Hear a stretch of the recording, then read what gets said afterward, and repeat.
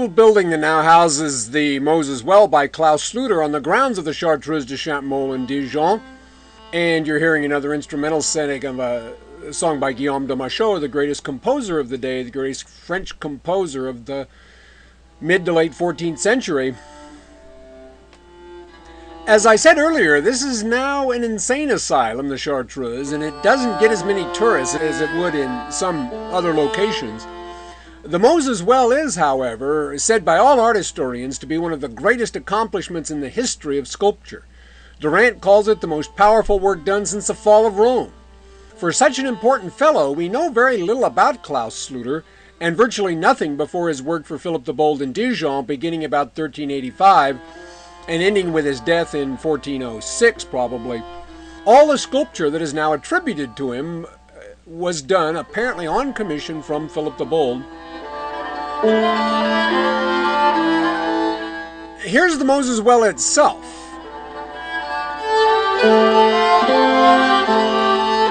Which is decorated with statues of Moses, which we'll see, that is, we'll see Moses himself in a minute, and 5 other Old Testament heroes. In this picture, you can see Daniel and Isaiah. One of the important things to notice about medieval sculpture is that it is almost always subservient to architecture. It decorates buildings and was not treated very often as an independent art form. In the Renaissance, this changes, and we're about at the point here where you can see that change taking place. These figures are attached to a sort of building-like thing, but they dominate it rather than the other way around. They are not freestanding in the full sense, but they're very close. Donatello was just beginning his career in Florence when this work was done, and he's the fellow who usually gets credit for really setting sculpture on the road to independence from architecture.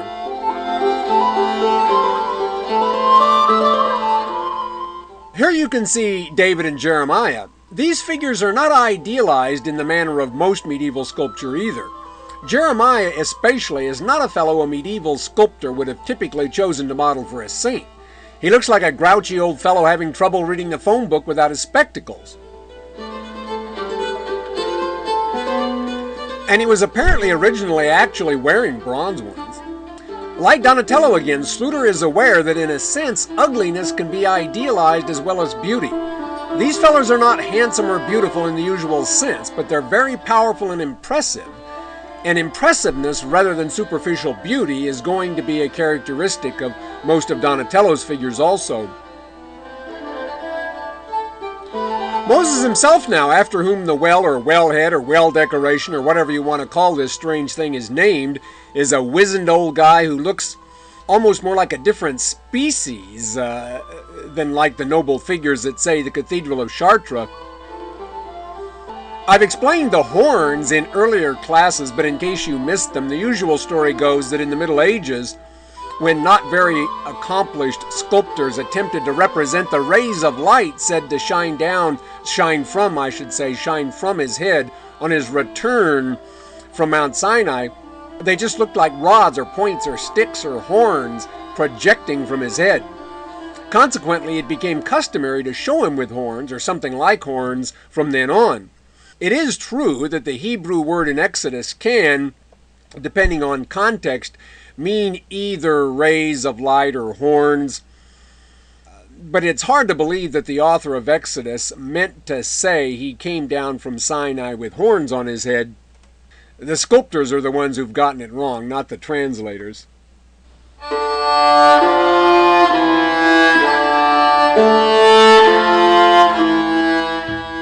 During the Revolution, the Chartreuse was wrecked and the figure of Christ on the cross here knocked down. What's left of the figure is now in the Archaeological Museum in Dijon next to the cathedral. There is a model of what the well once looked like in the Dijon Musée des Beaux-Arts with the crucifixion on top of it, you see.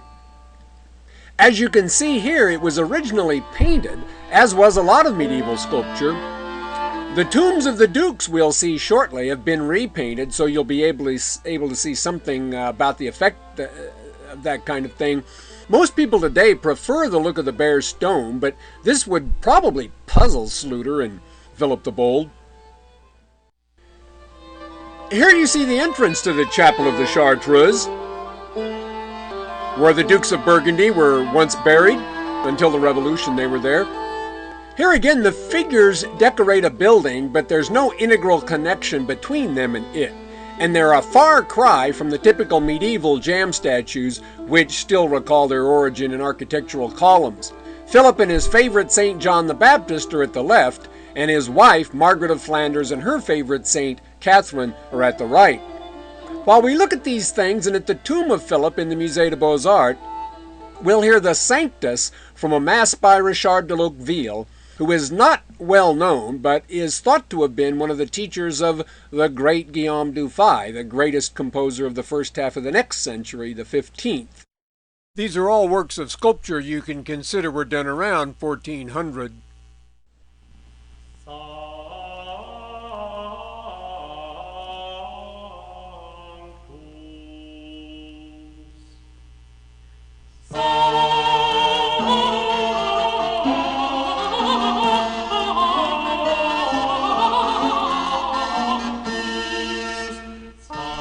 Here's a closer look at Philip kneeling in front.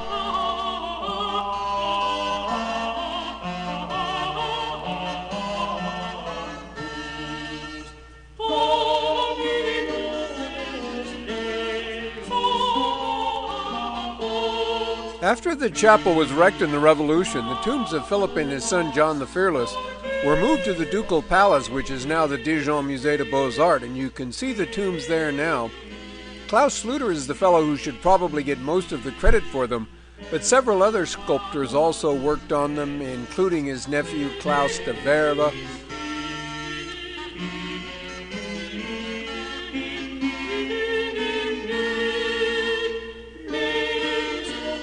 The mourners below the Gisants are among the real masterpieces of early Renaissance sculpture. The technique here is so impressive it almost seems the figures must have been carved out of wax rather than marble.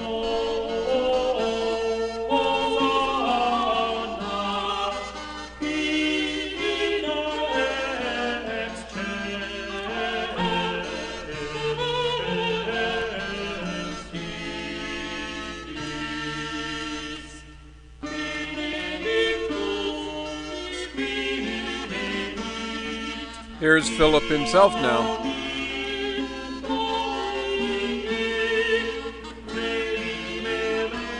It's worth noticing that what's left of the dukes themselves doesn't get quite the same respect afforded their tombs. When the tombs were moved to the museum, the bodies were just reburied under the floor of the cathedral, under this plain sign: Sic transit gloria mundi.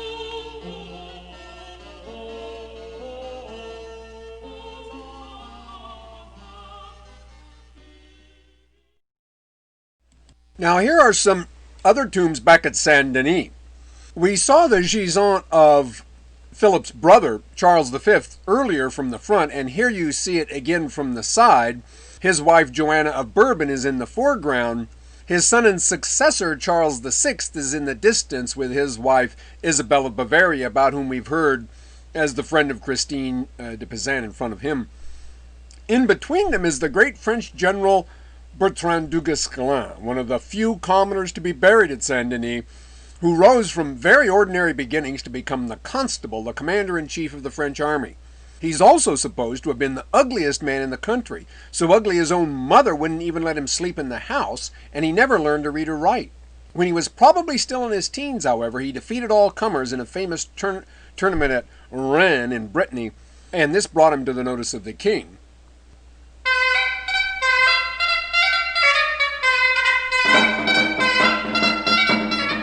This is the Chateau of Fougères in Brittany. The fortress here survives in a large part from the 12th century, and the old Breton folk song you're hearing, Andro Neves, is almost as old. Back in the 12th century, this place was the stronghold of Raoul II, who fought over it and Brittany with Henry II of England. As I mentioned last week, after the Treaty of Bretigny, the English and French fought mostly through surrogates for the rest of the century. And in Brittany, the French and Du Guesclin supported Charles de Blois, while the English supported Jean de Montfort. Du Guesclin took this from Jean de Montfort's supporters. This is another view of Fougères now. In 1364, three of the most famous soldiers of the day, Du Guesclin on the side of Charles de Blois, and the Englishman Sir John Chandos and the renegade French knight Olivier de Clisson on the side of John de Montfort, met at the Battle of Auray. Du Guesclin, despite his looks, had gotten married to a woman famous for her knowledge of astrology and the occult, who told him the stars were against his fighting in this battle, but he fought anyway. It was a fierce fight. Clisson was blinded in one eye, and Du Guesclin was finally reduced to punching the English with his mailed gloves until he was captured by Chandos himself. Charles de Blois was killed in the fight, leaving John de Montfort and the English in control of Brittany.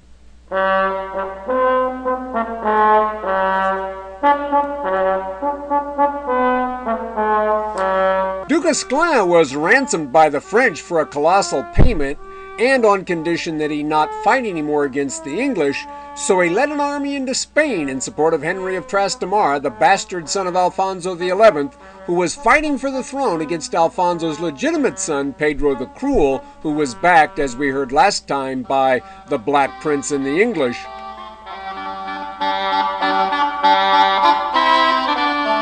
The piece of music you're hearing is the famous anonymous soldier song, L'Homme Armé, the armed man, used and reused again and again in various settings, as a basis for musical settings of the Mass, in fact, very often. This time in Spain, the French side won out in 1368 when Henry killed Pedro with his own hands in Du Guesclin's tent.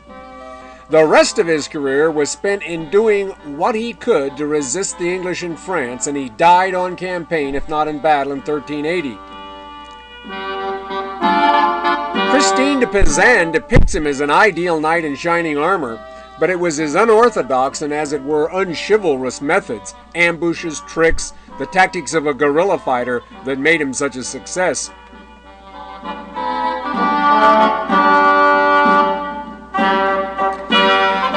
This is the gisant now of Louis de Saint-Cyr in Saint-Denis. Charles V and Du Guesclin died in the same year, 1380, and this made things doubly bad for the French. The new King Charles VI was just a teenage boy who would eventually begin to act so eccentrically that he is usually considered to have been insane. Under the circumstances, the men considered best qualified for the job did not want to take on the responsibility of leading the French armies. Louis de Saint-Cyr here was one who was offered the position of constable.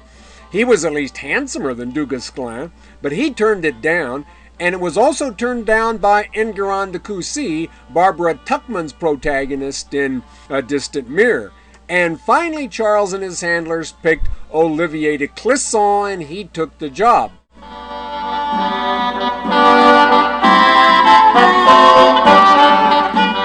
This is the so-called Clisson Gate in Paris. This is in fact one of the oldest secular buildings still standing in the city.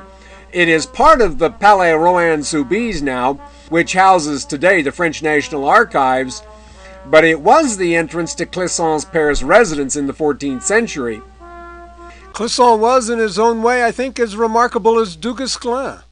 His father had been executed by Philip VI, and he and his mother had fled to England, so he joined the English army and was one of the leaders in the victory over Du Guesclin and the French at Auray in 1364. He lost an eye there, as we've heard. However, he felt that he was not sufficiently rewarded by John de Montfort, the English-backed Duke of Brittany, so he went back over to the French side, was appointed constable then, and fought with Charles VI and Philip the Bold in 1382 at the Battle of Rysbeck against the English backing the Flemish army. He was nicknamed the Butcher and could sever a man's arm with one blow. It was claimed, in fact, that no one he hit ever got up again.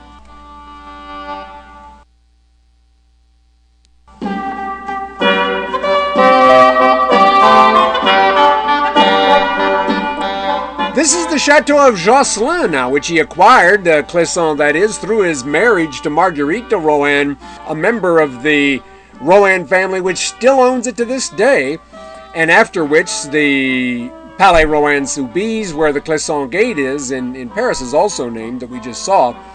After the king went mad, Clisson was fired in 1395 and once again switched sides, joining up with John de Montfort, his old enemy, who was, however, also the enemy of the French in Brittany. Brittany at this time sort of stood to France the way Scotland stood to England, and even today a lot of Bretons consider themselves only marginally French. On his deathbed, Montfort even made Clisson the guardian of his children. The one-eyed old butcher died in his bed at 71.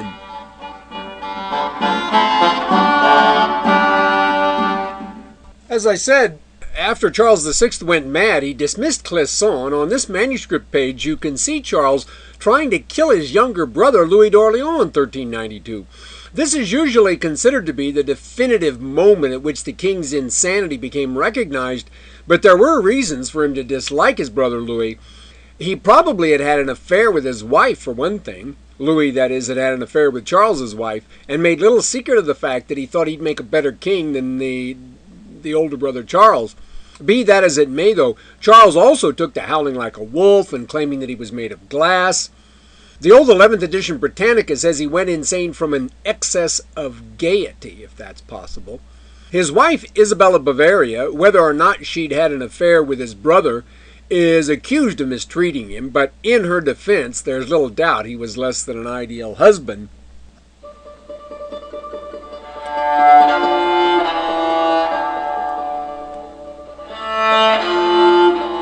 This is the Chateau of Pierrefonds, east of Paris, which was built by Louis d'Orléans, who expected to become the regent in place of his mad brother.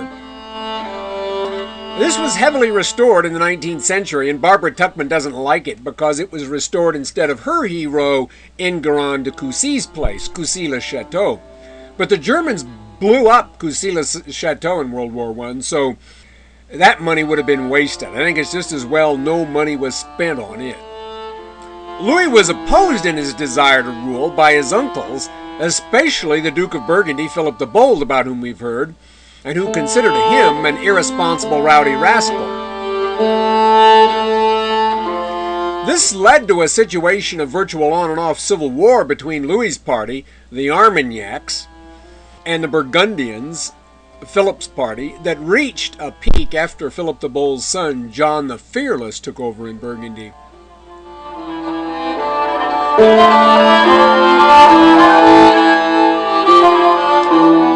Here's the great hall at Pierrefonds inside now.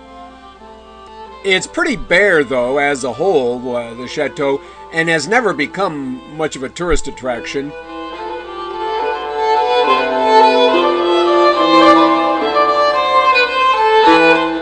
Louis was married to Valentina Visconti, incidentally, whom some of you may remember from the Italian Renaissance class as the daughter of the Duke of Milan, Gian Galeazzo Visconti, considered the handsomest man in Italy. And this is the origin, that marriage, of the claims France will make on Italy for the next 2 centuries and more. After Charles VIII dies, as we'll see later this quarter, with no son, it will be his descendants, Louis d'Orléans' descendants, who will rule France for the rest of its history as a monarchy. He's also the father of Jean d'Aulnoy, the so-called Grand Bâtard d'Orléans, whom we'll hear about later as a French hero in Joan of Arc's day.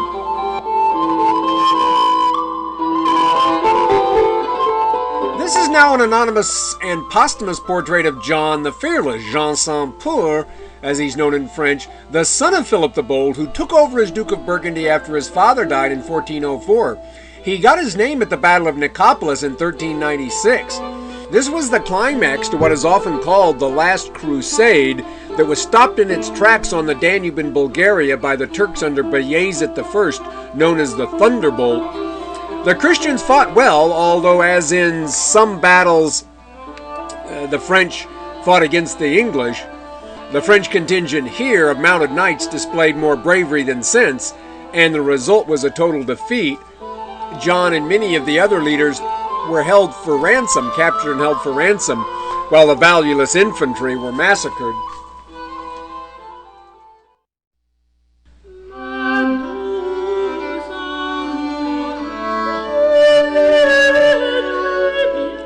This is a page from the Hours book of the Marechal de Boucicaut, whose life was saved at Nicopolis when John the Fearless managed to convey to the Turks that he was also valuable, despite the fact that he'd fought so long and hard, he looked like he was worth no more than any other GI.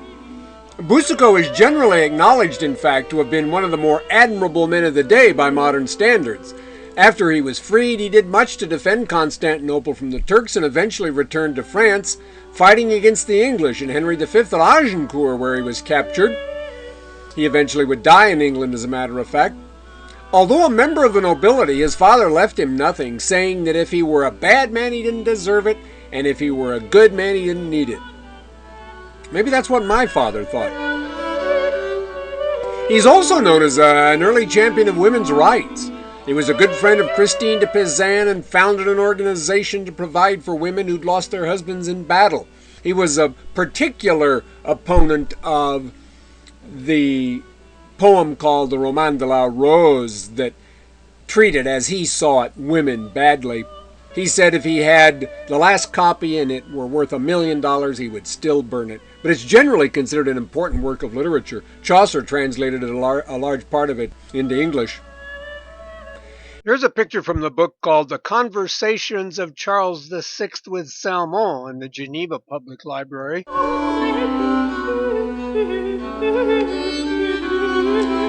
And in this picture you can see John the Fearless in the orange outfit at the left talking peace with Louis d'Orléans, the black outfit, as their uncle Jean de Berry between them. The book lover we heard about earlier acts as mediator. At the right, Charles VI is involved in a conversation with a fellow named Salmon, who was a sort of secret advisor to the king. And incidentally, Charles looks perfectly sane and royal here, but this of course is not a newspaper photo. At the left, John the Fearless seems to be saying, "Look, Louis, if this monkey and this dog can get along, so can we." The meeting took place in 1407, and it did look as though John and Louis were going to come to some understanding, but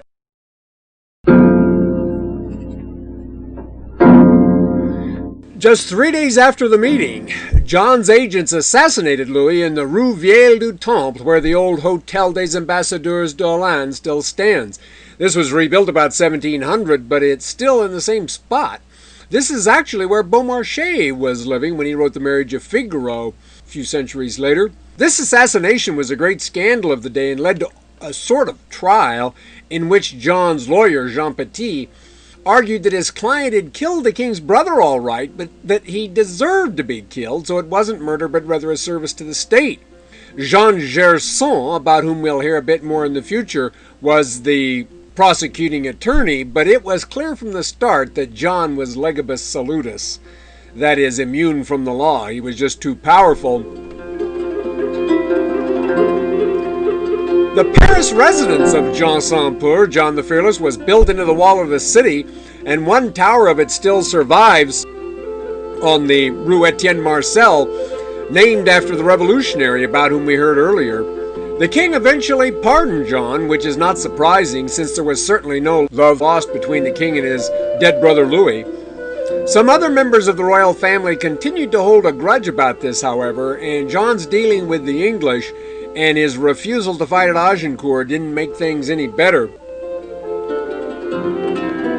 In 1419, the king's son, the Dauphin, and that's the French equivalent to Prince of Wales, he was also acting as regent for his mad father and was the future Charles VII, met with John on a bridge at Montereau south of Paris in an attempt to talk out their differences. And although the idea of having the meeting on a bridge was to reduce the danger of any ambush or trick by either side, some of the more grudge-holding Armagnacs with whom Charles sympathized were out for blood, and one of them, the Dauphin's bodyguard, Tanguy de Chastel, struck and killed John as soon as he approached the Dauphin. This is the gisant of Jean Saint-Peur, now in the Dijon Musée des Beaux-Arts. This had momentous consequences because John's son, Philip the Good, moved out of France to Flanders then and allied himself wholly with the English in anger at the murder of his father by Tanguy, with the tacit approval at least of the Dauphin. We'll be back next week to hear more about all this, but we're going to return to England now and catch up with what's been going on there.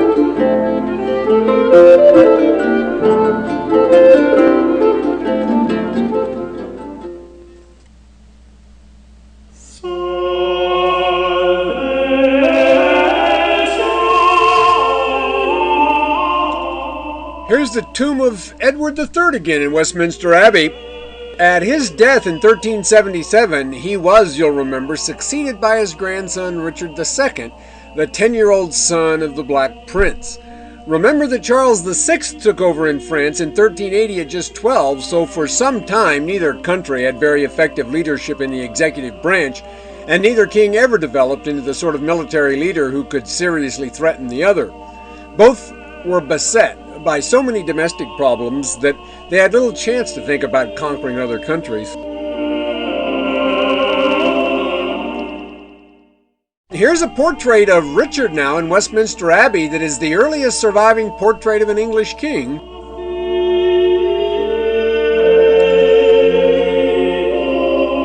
And he still looks pretty young, not a lot more than 10 here.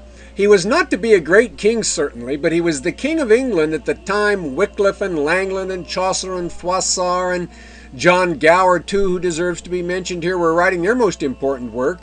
Chaucer was living on a pension from him at the time of his death. And John Dunstable, the greatest English composer of the day, whose music you're hearing, was born during Richard's reign. Richard also was to be responsible for the definitive completion of Westminster Hall, which was begun by William II all the way back in the 11th century. Henry Evola, who was also heavily involved with Westminster Abbey, was the architect mainly responsible for the hammerbeam roof, the largest timber roof in Northern Europe. Ironically, the first official event to take place here was to be Richard's own eventual deposition. It might be that the most kingly decision Richard ever made in his entire reign came when he was only 14. The revolution of Etienne Marcel, the Jacquerie as it's sometimes called, as we've heard, was to a large extent a product of the Black Death and the reduced numbers of available workers who demanded better wages and living conditions, and much the same sort of thing took place in England. The preaching of men like John Ball, who was a fiery exponent of a sort of radical Wycliffeism and who advocated a classless society and the redistribution of church property to the poor, added to the peasants' discontent. In 1381, a popular organizer named Wat Tyler led a march on London by a peasant mob that caught the government by surprise, killed the Archbishop of Canterbury, and burned John of Gaunt's palace before retreating to Smithfield, which was then outside the city walls, where the king promised to meet with the dissidents to discuss concessions. As this manuscript illustration shows, when Tyler approached the king at the lower left here, he was struck down by William Walworth, the mayor of London. This in full view of the rebel army, which one would think would have immediately massacred the whole royal party in revenge. However, the 14-year-old king rode directly to them, as you see him doing at the right now, and promised more concessions if they would peacefully disperse, and, amazingly, they bought this and did disperse. Richard, not atypically for kings and politicians, of course, never did a thing to implement his promises, but the steam had gone out of the rebellion with the death of Tyler and the subsequent arrest and execution of John Ball, and so ended the first great popular uprising in English history, the Peasants' Rebellion of 1381. Wycliffe himself disclaimed any connection to Ball and the Radicals, but he was clearly sympathetic to many of their demands.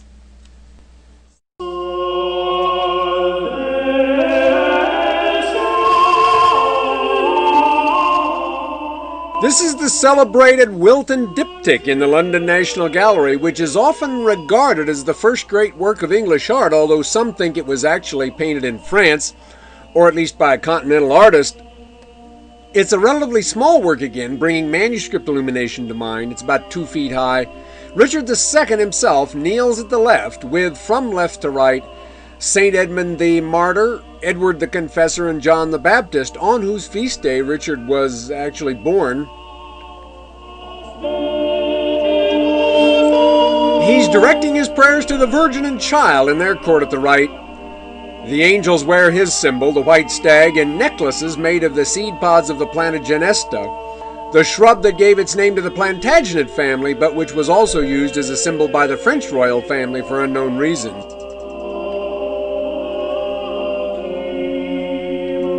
This is thought to suggest that the work was painted after Richard's marriage to Isabel, the daughter of Charles VI, in 1396. This marriage was arranged by Jean de Berry in hopes of ending the war, but well-intentioned though it may have been, it was no more successful than his ephemeral reconciliation of John the Fearless and Louis d'Orléans, about which we heard a few minutes ago. In the first place, Richard was 29 and Isabel was just 7 at the time of the nominal wedding, so it wasn't a real marriage at all. And then 3 years later, Richard was overthrown and Isabel fled back to France, a deposed queen at the age of 10. Here you see Richard up closer now.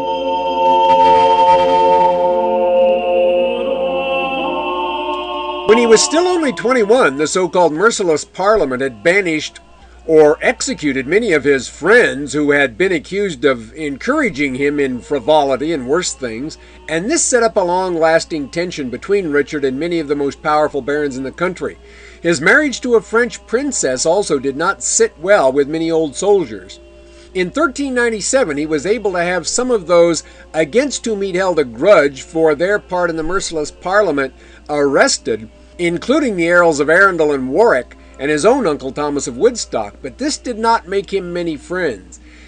And then his confiscation of the estate of his uncle John of Gaunt on the latter's death raised angry eyebrows throughout noble England. He attempted to justify this dangerous step by arguing that Gaunt's son, Henry of Bolingbroke, since he had been exiled on suspicion of plotting against the crown, was not entitled to the estate. But this too did not sit well with many landowners who suddenly felt that their own property might be in jeopardy should some whim of the king threaten them.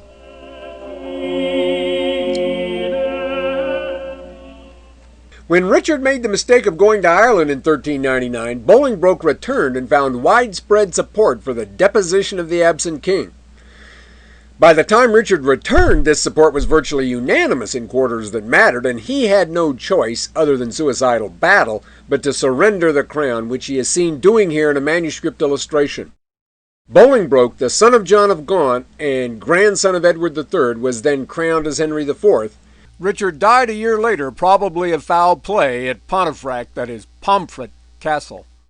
Owen Glendower was the first problem the new king faced. Styling himself Prince of Wales, he made the first serious attempt since Llewellyn's day to re-establish Welsh independence, and you see him here drawn in a manuscript illumination from a contemporary illustrated biography of Richard Beauchamp, the son of the Earl of Warwick, who had been imprisoned by Richard. Henry IV sent Edmund Mortimer, the great-great-grandson of Roger Mortimer, about whom we've heard, to police the western marches, but he was captured by Glendower and then went over to the Welsh side and married Glendower's daughter.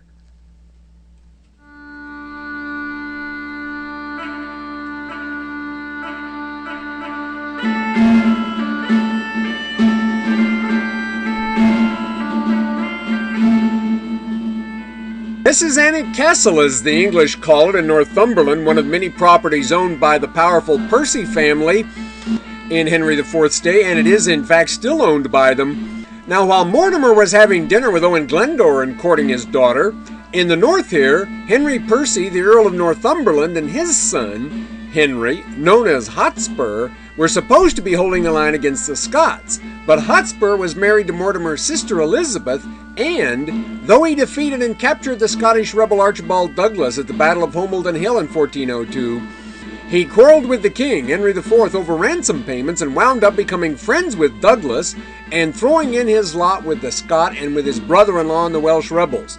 This was hardly a good start for Henry IV's reign. The people he had trusted to prevent rebellion in the west and the north had joined instead with the rebels.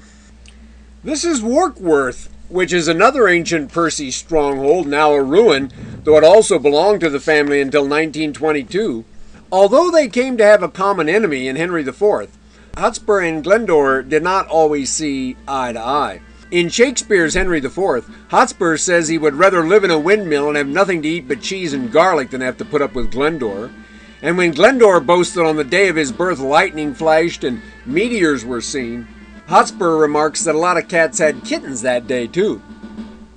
He also says he'd rather listen to a brass candlestick grate on a dry wheel than listen to Welsh poetry recitals. Of Hotspur himself, Shakespeare says that he's the kind of guy who would kill a dozen Scots before breakfast and then complain, "Phooey on this quiet life." This is now the battlefield of Shrewsbury.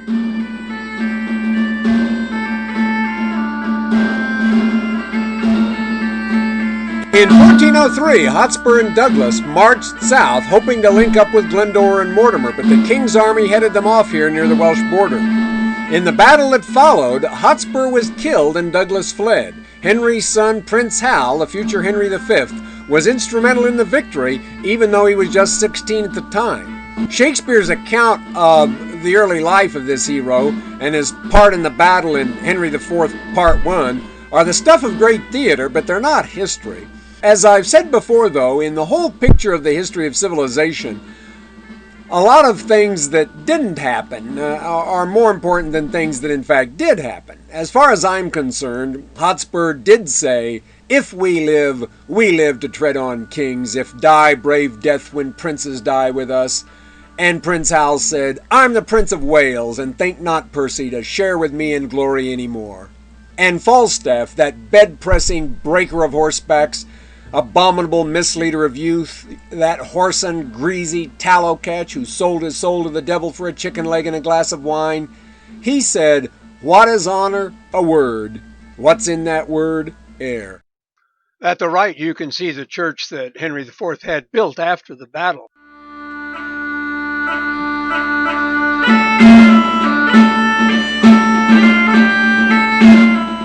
After Shrewsbury, Glendower and Mortimer remained at large, but in 1409, the last great Welsh effort at independence, ended with the siege of Harlech Castle, another of those places built by James of St. George back in the 13th century for Edward I. Mortimer and Glendower had taken refuge from the Prince of Wales here, but the English took this place they had built. During the siege, Mortimer was killed, but Glendower just drifted away. As far as we can tell, his body was never found. Here's a more poetic view of the place.